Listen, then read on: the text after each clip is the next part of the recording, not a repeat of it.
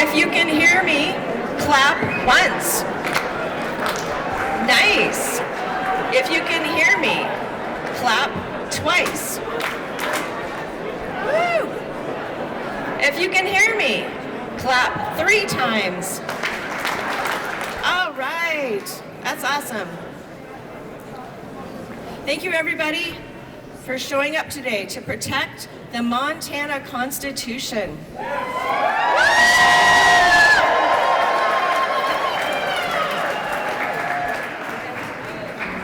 We have a great rally planned today, and we are excited to see so many people gather from across the state to protect and to defend our Montana Constitution. Yes! Yes! It protects the most special things about our state. We have an amazing lineup of speakers, but it wouldn't be a rally without some interaction. So, let's get warmed up by singing the chorus of our state anthem.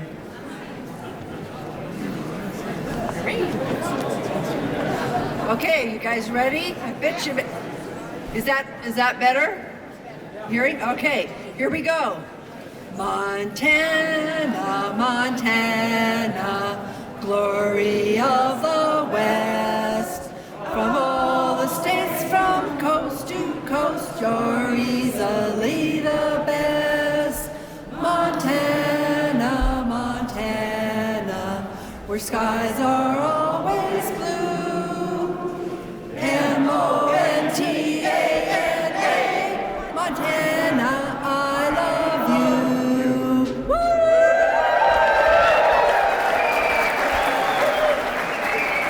Thank you. Yes, we love Montana, don't we? Now, why our skies are often blue? Sometimes the weather gets the best of us. So good for you guys for making it here past the bad roads.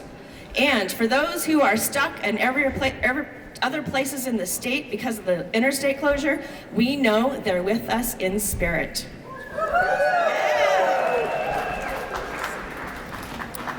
Thank you for coming today. My name is Chris Glenn, and I'm a board member of Northern Plains Resource Council. I'm going to be your MC today, and I'm so excited about doing that. For more than half a century, our Montana Constitution has faithfully protected our freedoms, rights, and people. It secures what makes Montana special. But a small handful of legislators have already proposed 55 constitutional amendments. Boo! Boo! There are attacks on our clean and healthful environment, to our fair judicial system, democracy, and more. When legislators are sworn in, they take an oath to uphold the Montana Constitution. We are here today from all across the state to ask our legislators to follow through on that oath, defend our Constitution, and protect it, keep it intact.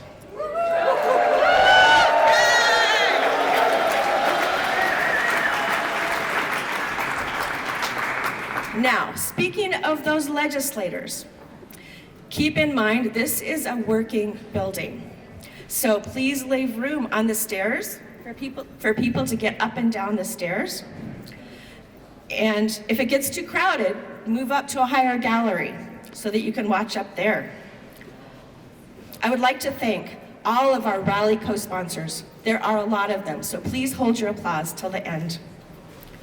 ACLU of Montana, Big Sky 55 Plus, Forward Montana, Friends of the Montana Constitution, Great Falls Rising, League of Women Voters of Montana, Montana Environmental Information Center, Montana Audubon, Montana Human Rights Network, Montana Sierra Club, Planned Parenthood Advocates of Montana,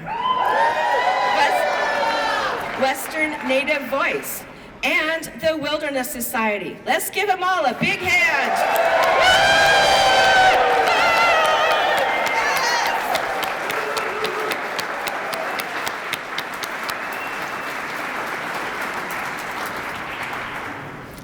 I'd also like to recognize and thank Jerry Lindorf from Helena, who I hear might be here today. Jerry, are you here? He is a delegate. Ah, look at this. Hello.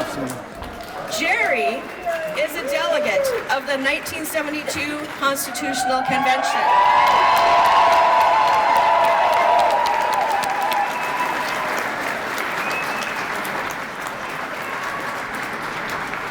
He is one of those people who brought us this remarkable document, our Constitution. Yeah.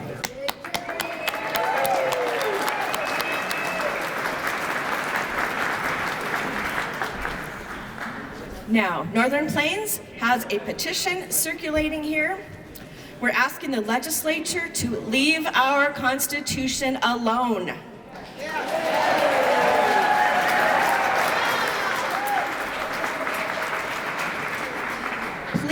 Please take a moment to sign it so we can show our legislators the diverse people across Montana who are asking them to protect our Constitution.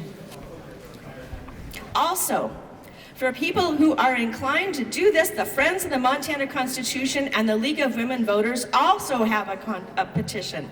Theirs is virtual. So look for the QR code on the table at the back and you can fill that out on your smartphone or your computer. The League also has a voter registration table at the back, so if you need to register, that's where you go. We have some great speakers today, including Dorothy Bradley,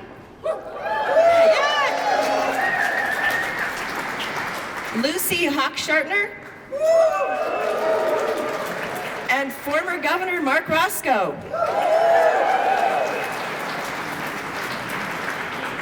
We'll also have a song from the members of Montana Logging and Ballet Company.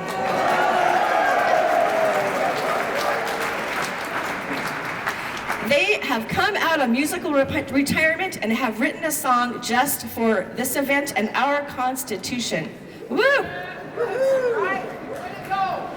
At the end of the rally, if you can stick around, for another 15 minutes, you're invited to join us at the gallery of the House Chambers, and we're going to be introduced by a legislator. We want all the lawmakers to see the number of people across Montana who are here to support and protect our Constitution. Yeah.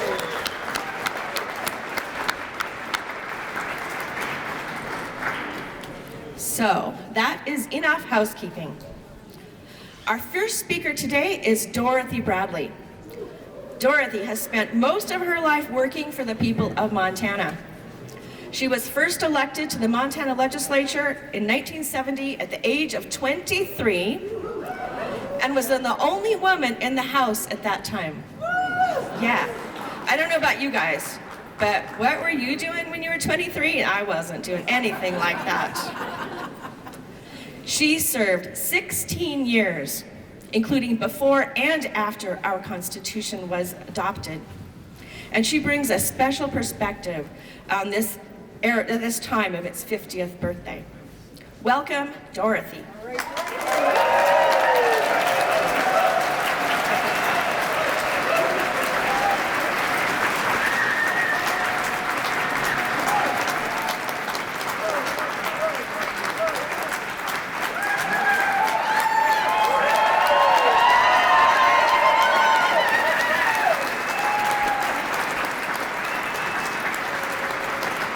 This is so heartening. We carry on. I don't want anyone to worry about my cane. It seems that I have some COVID-inspired vertigo, but I'm so much better off than so many, and I'm doing fine.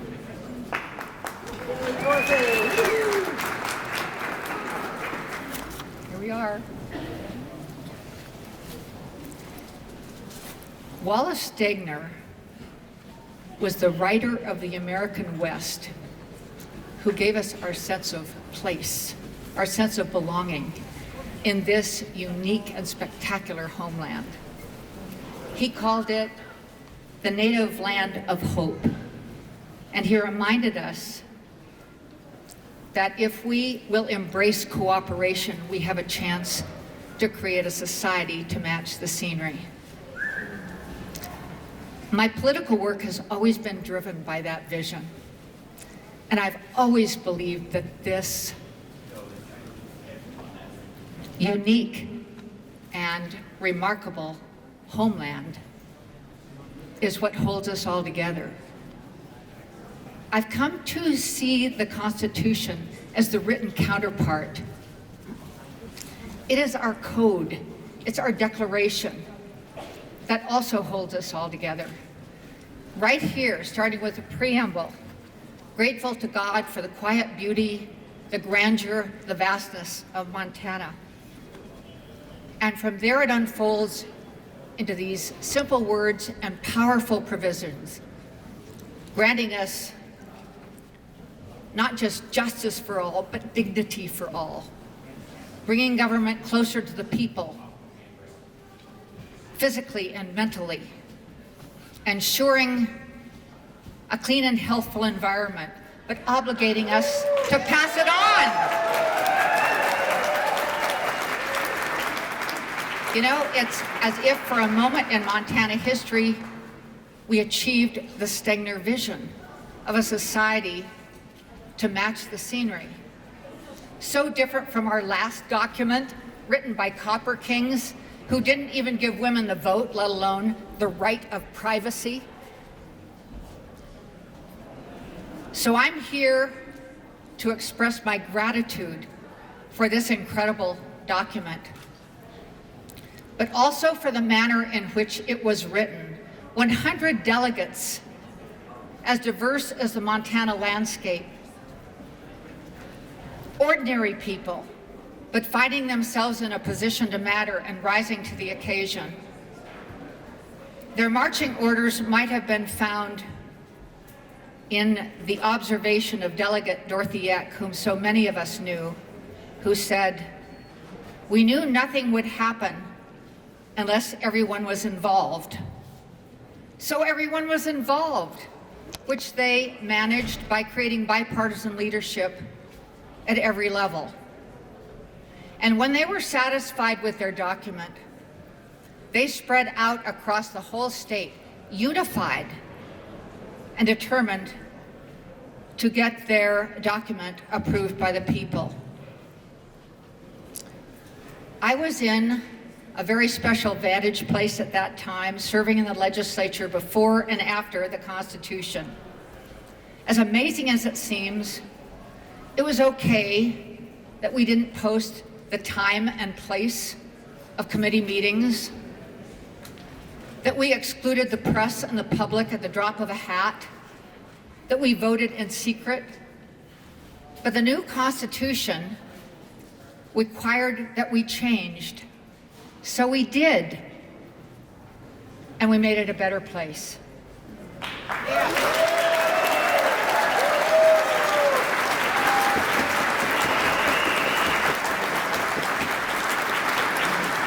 Today, we learn yet one more time that we can't take anything for granted. But if we fail to come together, we will squander our constitutional heritage and our environmental heritage. It is so disheartening to see the stream of harmful proposals coming out of this Capitol every week. But look around yourselves at this beautiful hall. This is our place too. We belong here too. And there are so many of you standing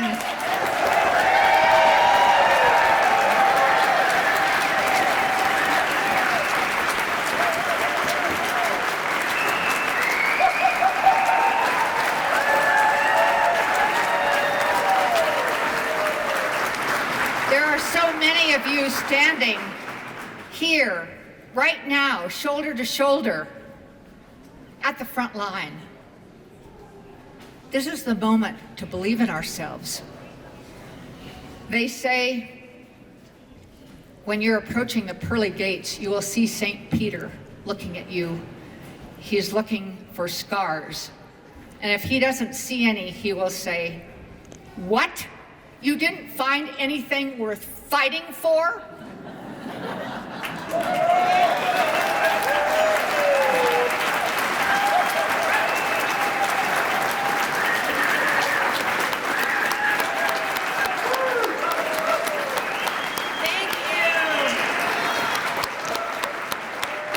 Thank you, Dorothy. Thank you, Dorothy, for those inspiring and historical words. Now, everybody, it wouldn't be a rally if we didn't have a chant, right? Here we go. It's going to be a call and response. So I'm going to say, "It ain't broke," and you say, "So don't fix it." You ready? It ain't broke. So don't fix it. It ain't broke. So don't fix it. Dang, that was pretty good. Can we make it better? It ain't broke. So don't fix it. It ain't broke. So don't fix it. Yes, yes, you're amazing. You're all so amazing.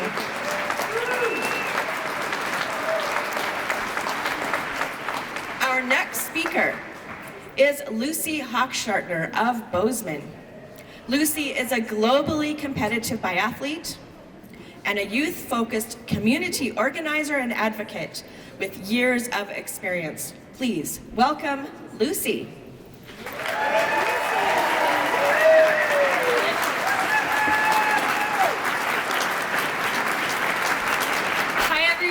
Thank you so much for having me here today. It's so great to see so many people here. It's really exciting, and to be in the company of incredible people. I'm here today because I grew up in a community that seemed perfect to me. It was in the mountains that I knew like the back of my hand. It was small, agricultural, rural. Everyone knew each other. Our air was clean, our water was fresh. And above all, I want to tell you about the people who lived there. When I go home, it doesn't matter what party people are from. When I sit down at Christmas dinner, it's with my family and our close friend who doesn't read the same news that I read or vote the same way that I do, but it doesn't matter because he calls my mom sis, and he taught me how to throw a basketball, which despite my height is actually not my skill set. So these are people who believe with all their heart that we're a community, and when it comes down to it, no matter what, they're going to help one another. And I thought that that's how it would be for the rest of my life. But the more that I've continued to grow, and as time has gone by, I've seen that somewhere along the way my outlook changed. I heard the way that people started to call each other backward. I saw the way that our divisions were tearing people apart. And above all, I saw the promise of my childhood burning in wildfires, being drowned in floods, and drying up at the hands of an extractive economy that just didn't work for communities like ours. And I see my future crumbling, most of all due to our lack of trust in one another. Now, while we're distracted worrying about our differences, we're being told that a document, one that has helped us live together for 50 years, is the problem. I think we all know that that's simply not the case.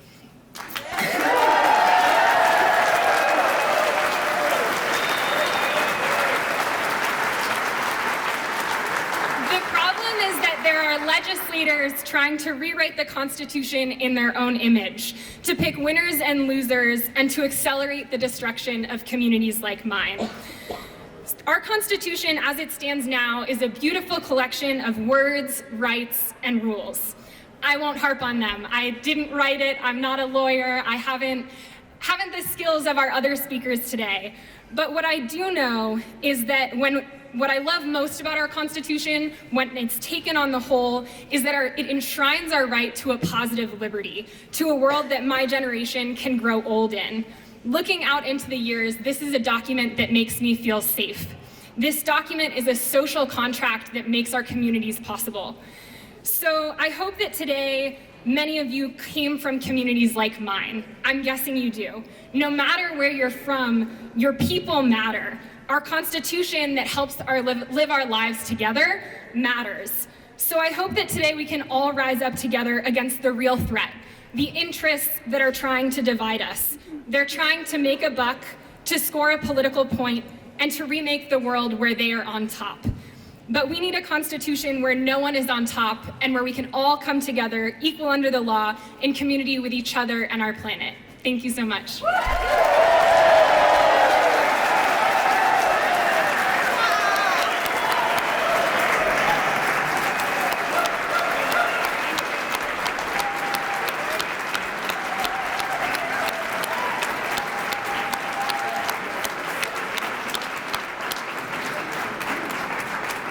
Thank you, Lucy.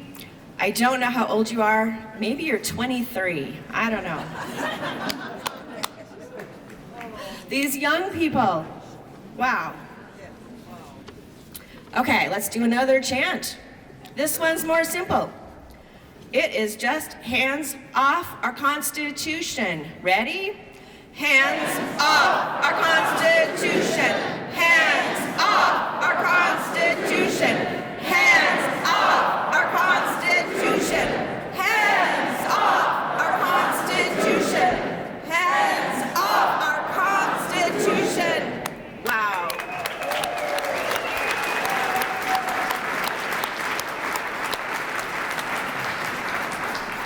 Listen to how that sound reverberates through this building, the halls of our government. Hands off our Constitution. And now it's time to introduce our next speaker. He needs no introduction, but I'm going to offer one anyway. Marc Racicot served as the governor of Montana from 1993 to 2001.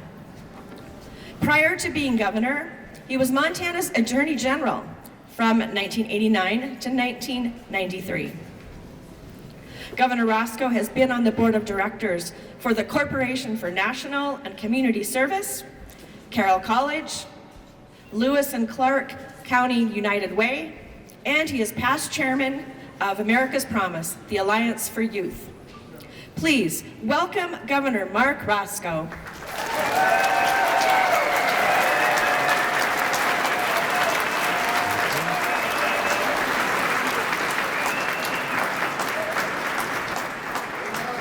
Good afternoon. First of all, I want to thank everyone for the opportunity to, first of all, talk about this magnificent and glorious document, but I want to thank all of the organizers for providing an opportunity for my friend and one of the most consequential leaders in the history of Montana, Dorothy Bradley.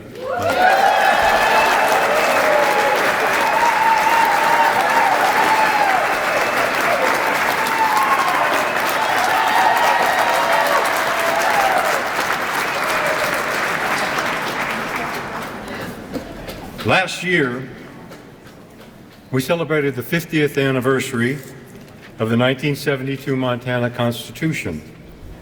We celebrated the 246th anniversary of the Declaration of Independence and the 234th year since the ratification of the United States Constitution, creating what today is the oldest functioning democracy in the world. After 74 years on Earth, and now being somewhere between the autumn and the winter of my life, I have wondered more than once whether there may have been times when I have taken our constitutional republic and our way of life for granted, that both would simply always be there, as they had been for me from the beginning, not perfect, but strong, stable, and invulnerable. Over the last few years, however, aware of the growing degradation of our political culture, the attack on our Capitol on January 6th, The public exhortations from former elected officials urging the termination or discard of our national and state constitutions, I have, sadly, very sadly, come to question whether or not my reliance on the presumed invincibility of our constitutions and our democracy may have been mistaken. A poll just before the January 6th attack on the Capitol revealed that the percentage of Americans who believe that violent action against the government is justified stood at 34%. It was stunning to learn that as many as 1 out of every 3 of us and those polled consider violation and violence to be an acceptable form of political or governmental redress. Other polls immediately after the siege of the Capitol and just before the new year found that 70% of Americans believe that America is in crisis and at risk of failing. And even though 4 out of 5 Americans favored democracy over dictatorship, 21% either didn't care, one way or the other, or in the alternative, thought that dictatorship in certain circumstances could be a good thing. It appears undeniable that there are other ominous and unmistakable warning signs all around us that our constitutional government and our republic are confronting moments of uncertainty and peril. Benjamin Franklin predicted and warned of such moments upon the adjournment of the Constitutional Convention in 1787. As he exited Independence Hall, he was asked, "Do we have a monarchy or a republic?" His response was prophetic. "You have a republic," he said, "if you can keep it." That remains, as it did in the beginning, the existential question of our time. Can we keep our republic? A democracy is a dynamic institution, always changing, but it's fragile and can dynamically deteriorate and rot just as it can dynamically improve. It is literally and spiritually, as Lucy said, a social contract between a free and independent people and their government. It's not imposed on us. We choose it by living together, by adhering to the rule of law, and by the promise that we make to each other to faithfully support, protect, and defend the terms of our agreement, defined and memorialized in our constitutions. By choosing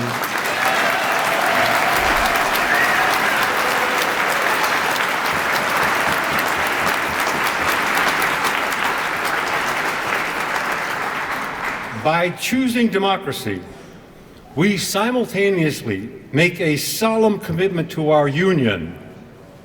We are then bound by oath and mutual promise to each other to support and defend the Constitution of the United States and the Constitution of the state of Montana with fidelity, so help us God.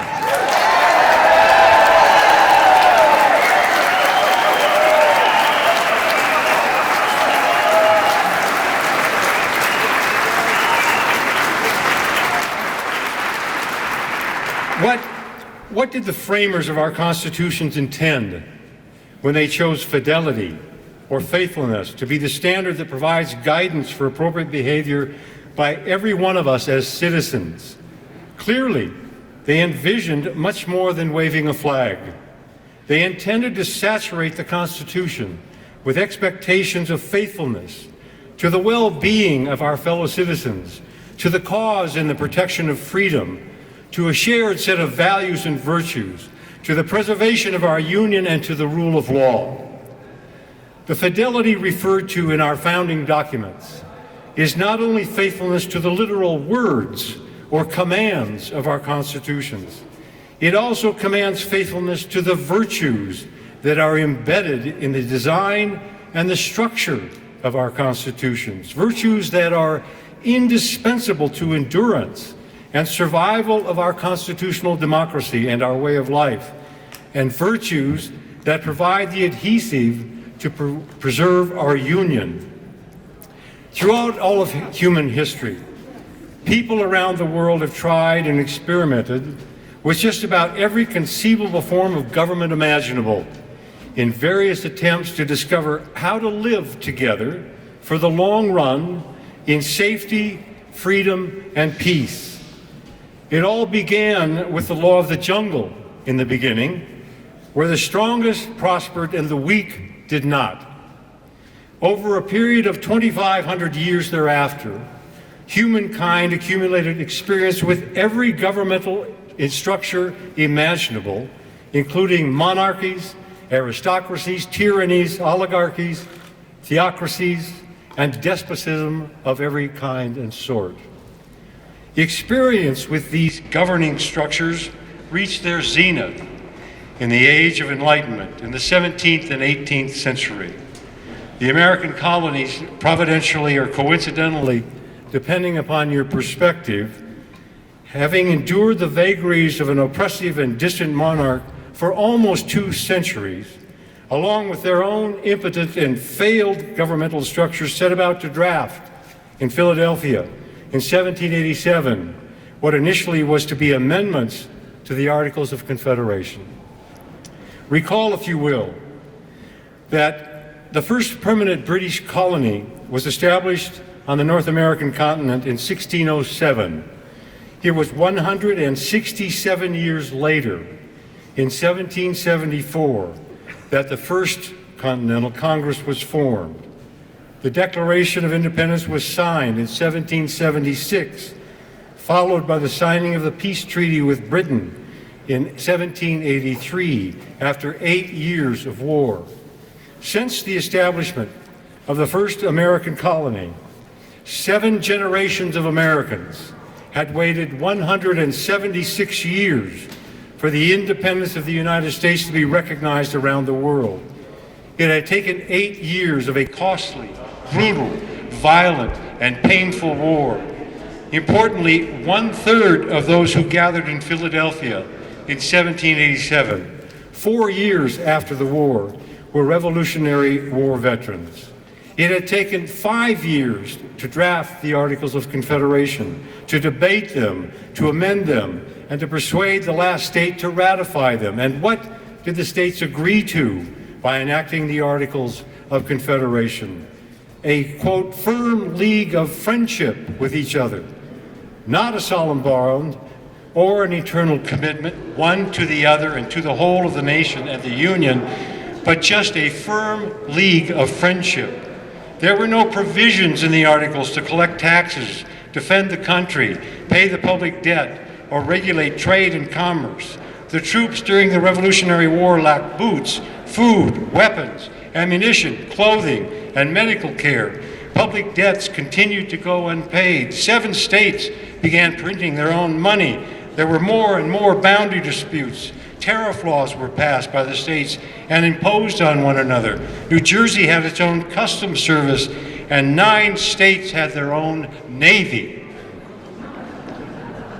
There was a vast litany of other vagaries, but the point is this, that this new nation was a mess and virtually ungovernable. It was against this backdrop that the Continental Congress, proceeding cautiously, resolved that a convention would be convened in May 1787 for the sole and express purpose of revising the Articles of Confederation. It is fair to say that all of the delegates came to the convention at Philadelphia with a commitment to restructure the Articles of Confederation. But what happened there was something quite different and extraordinary. By the end of 116 days, the delegates had agreed to go far beyond amending the Articles of Confederation, and instead had crafted a constitution for the United States of America.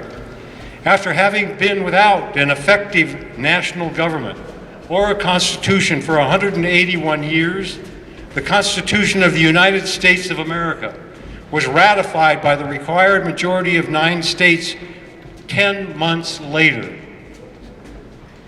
How was it that the founders were able to do what they did?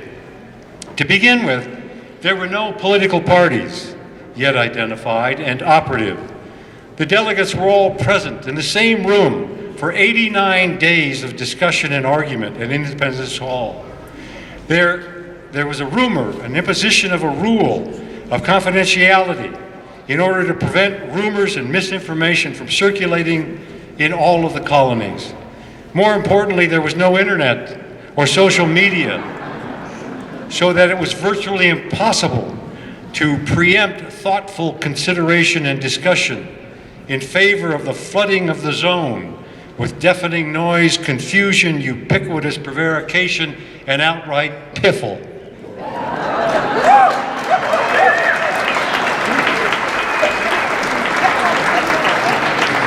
The rules explicitly required the delegates to pay close attention to the presentation of other delegates and forbade the reading of books, documents, or papers while one of the delegates was speaking. Finally, all of the comments were required to be addressed to the chair, the president, in order to avoid, as much as possible, elevated rhetoric between delegates involved in the same exchange. In addition to the procedural rules that were followed, over the course of 89 days, the members of the convention were profoundly aware that a failure of their effort to establish a constitution and thereby a new nation would leave the people of America without the constitutional and governmental structure to assure order, safety, freedom, and peace. Engage with one another. Day after day, they began to establish trust, to fairly consider the thoughts of each other, to seek consensus, to look toward compromise and moderation, and most importantly, to focus upon the public good of the nation beckoning for success. Not coincidentally, the same miraculous accomplishment occurred during the Montana Constitutional Convention in 1972.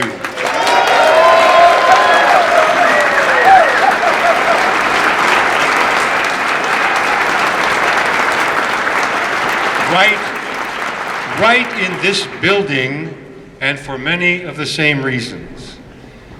Of the 100 delegates elected to serve during the convention, there were 58 Democrats, 36 Republicans, and 6 independents. But none of them, by rule, held an elective office. Upon reporting for duty, however, the delegates quickly decided to seat themselves alphabetically instead of by party affiliation.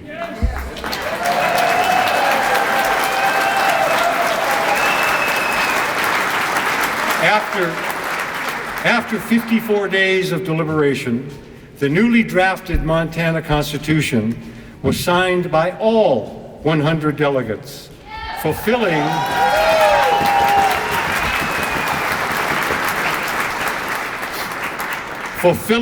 their shared and solemn promise to serve the public good with fidelity.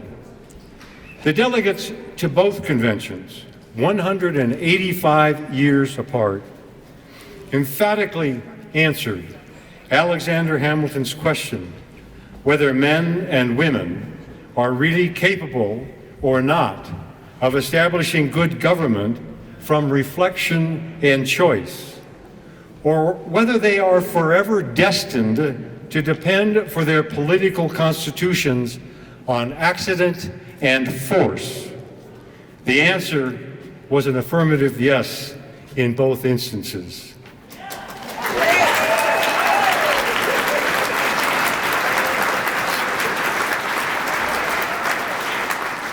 Our constitutions, approved by the people and not their legislative agents, are a higher form of law than the statutory creations of the legislative branch. They are uniformly steeped in virtue and optimism, focused on the public good instead of private or party preference, and supported by the affection of the people who approve them. Accordingly, An addition to or a subtraction from the whole or a part of the Constitution is, by express design, much more difficult than the enactment of a simple statutory provision. When the question arises whether an amendment to the Constitution should be referred to the people, legislators must assume a position different from that associated with routine lawmaking duties. In such an instant, it is incumbent upon those legislators, as faithful agents of the people they serve, to act as the delegates to the conventions did, to carefully assess, without regard to party, politics, or private position, whether or not the offered amendment will serve the public good.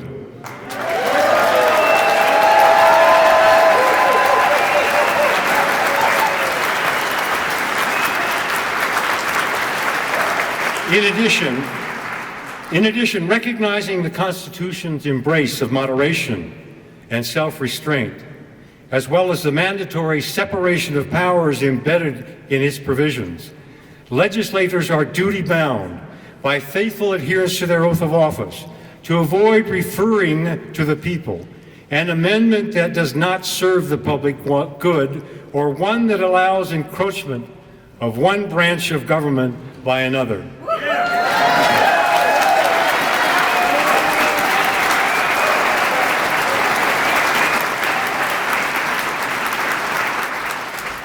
The Montana Constitution, as does the U.S. Constitution, carefully and explicitly allocates the political power of the government among three distinct branches of government.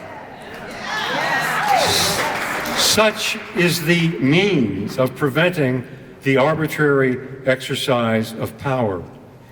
By equal measure, this allocation of political authority is intended to protect and preserve the permanent institutions of the state from the arbitrary exercise of power by the presently existing government. That, in turn, is meant to assure that our constitutional institutions and our democracy, which is ever so fragile, will in fact long endure.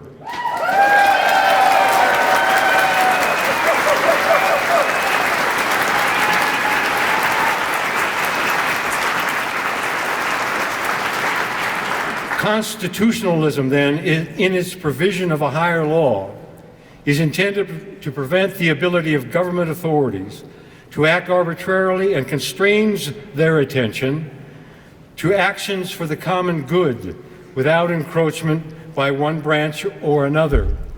Since the 1972 Montana Constitution was passed 50 years ago, there have been 50 constitutional amendment proposals referred by the legislature to the people and placed on the ballot. During that same 50 years, the 27 sessions of the Montana legislature have met and adjourned over that same period of 50 years. Throughout those sessions, there were no more than 5 proposals in any one legislative session referred by the people and placed on the ballot, or referred to the people and placed on the ballot. Of the 50 legislatively referred constitutional amendments during the last 50 years, 29 were approved and 21 were defeated by Montana voters. This year, there are, so far, 55 proposed constitutional amendments.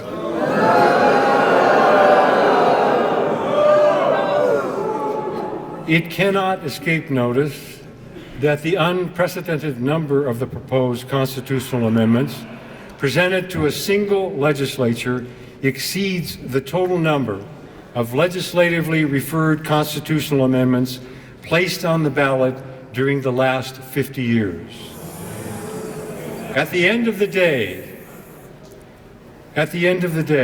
however, regardless of how many proposals there are, no how profuse they appear, we should begin our constitutional vigil in the same way the delegates to the convention over 50 years ago began their historic work, by presuming the best of one another and remembering that a people who cannot talk to or listen to each other, who will not sincerely consider the thoughts of each other, who do not trust each other, and who cannot reason with each other, cannot long live in freedom.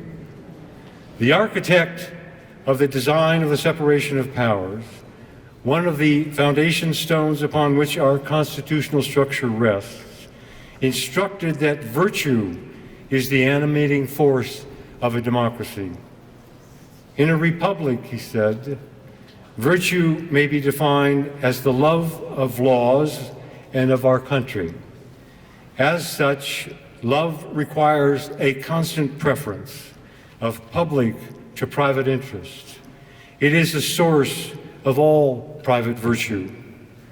A government, like everything else, to preserve it, we must love it. Everything, therefore, depends on establishing this love in a republic.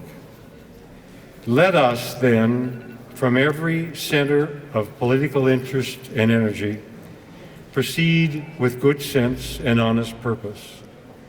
Let us abandon the solitary and fruitless search for power and control and get on about fixing our problems, seeing and hearing through our hearts, and taking care to take care of one another with fidelity. So help us God.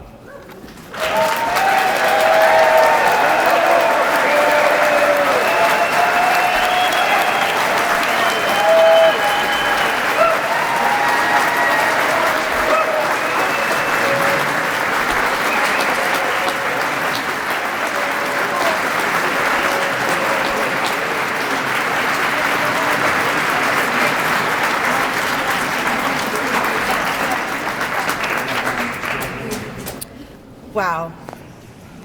Informative, inspiring, sobering, challenging, such words. Wow. And now, I want to introduce the Montana Ballet and Logging Company. Or did I get it backwards?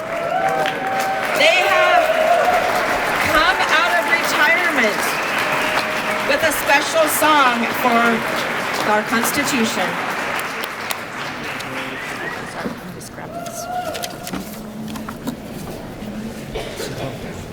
In Montana, we think we are thriving and successful. But some folks think that's a problem and they find it stressful. So to make Montana great, they have a solution. To solve the problems we don't have, They'll trash the Constitution. Big Sky Country has blue skies, our native pride and glory. But that costs them money, so they'll tell another story.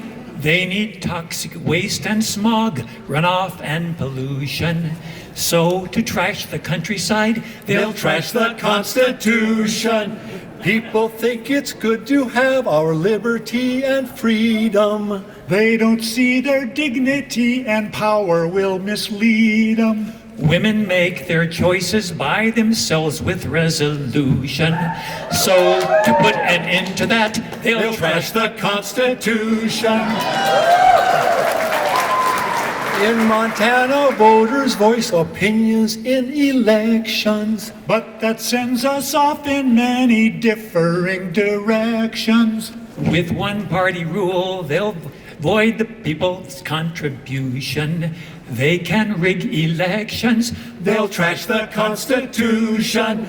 Courts are working, that's no good. Let legislators run them. Schools work fine, but our dear politicians can outgun them.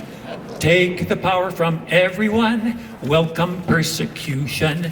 To make Montana great again, they'll trash the Constitution. To make Montana great again, they'll trash the Constitution.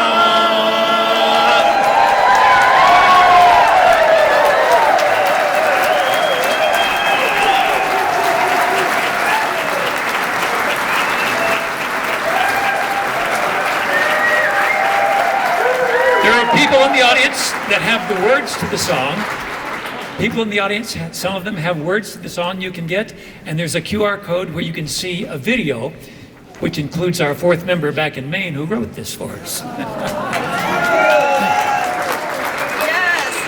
that was amazing. So, get a copy, get the QR code, spread the word. Spread the video, spread the rally, spread the message across Montana that we need to save and protect our Constitution. Yeah!